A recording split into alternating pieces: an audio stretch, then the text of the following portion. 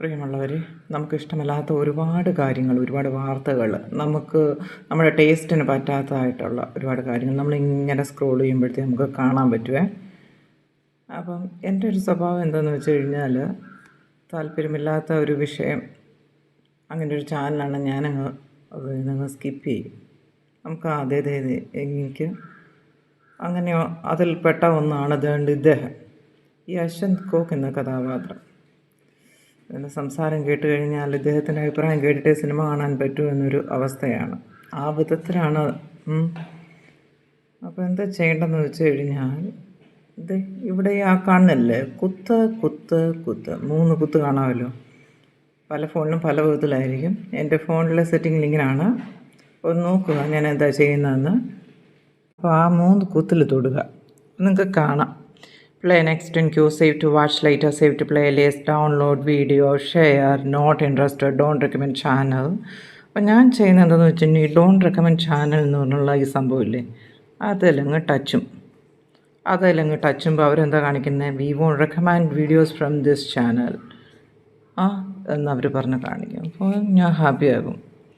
കാരണം ഇതുപോലുള്ള ആൾക്കാരുടെ റിവ്യൂസ് കേട്ടിട്ട് സിനിമ കാണാൻ പോകാതിരിക്കുക. സിനിമയോട് താല്പര്യമുള്ള ആൾക്കാരാണെങ്കിൽ. കാര്യം ഇവർക്കൊക്കെ ഓരോ ലക്ഷ്യങ്ങളുണ്ടാവും.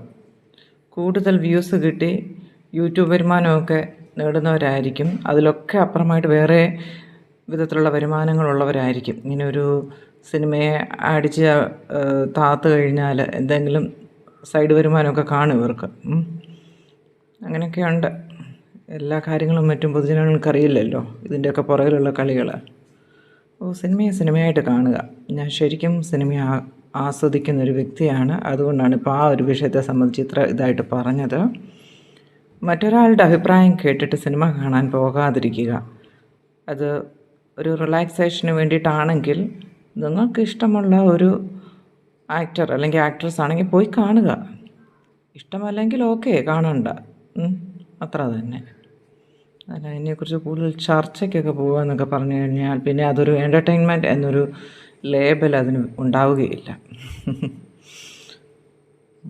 നമ്മളേതായാലും പരീക്ഷ എഴുതാൻ പോകില്ലല്ലോ സിനിമ കാണാൻ പോകുകയെന്ന് പറഞ്ഞു കഴിഞ്ഞാൽ. അപ്പോൾ ഇതുപോലുള്ള ആൾക്കാരുടെ അഭിപ്രായങ്ങൾ തേടുന്നതിനോട് എനിക്ക് വലിയ യോജിപ്പില്ല എന്നാണ് ഞാൻ ഉദ്ദേശിച്ചത്.